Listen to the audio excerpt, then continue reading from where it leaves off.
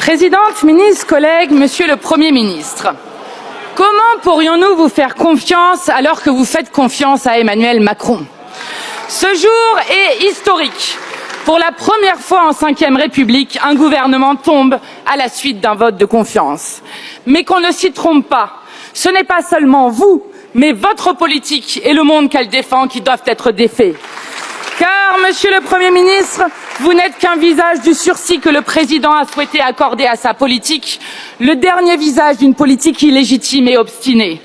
Incapable de susciter la moindre adhésion dans le pays, vous vous enferrez dans une succession de chantages mensongers. Il y a 2 ans, Monsieur Attal menaçait la réforme des retraites ou la faillite. L'année dernière, c'était le budget ou la panne des cartes vitales. À présent, l'austérité ou la mise sous tutelle du FMI. Monsieur le Premier ministre, vous ne laisserez derrière vous que le risque d'une crise financière à force d'en agiter le spectre sur toutes les télévisions du pays. Pour vous, le futur n'existe pas car vous sentez bien que vous appartenez au passé. Impopulaire, minoritaire, détesté, le macronisme ne gouverne plus que par la peur. Vous étiez pourtant si sûr de vous. Jamais un pouvoir ne s'était donné autant de mal pour passer en force sa politique. 49-3 en série, combine constitutionnelle, brutale répression des mouvements sociaux, piétinement de l'opposition, dissolution du Parlement, déni du résultat des élections, reconduite des perdants au gouvernement. Tant d'efforts pour gouverner seul contre tous et vous voilà à déplorer un déficit que vous avez vous-même creusé.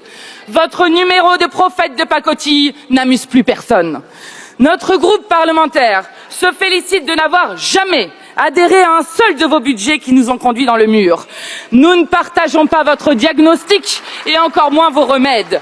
Les spéculations hasardeuses du Mozart de la finance nous ont coûté 1000 milliards de dettes supplémentaires.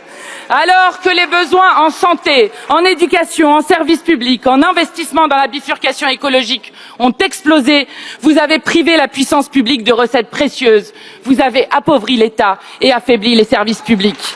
Vous avez baissé l'impôt sur les sociétés, supprimé progressivement les impôts de production, supprimé l'impôt de solidarité sur la fortune, mis à sac le financement de la sécurité sociale et arrosé les transnationales de plus de 200 milliards d'aides publiques chaque année sans aucune contrepartie.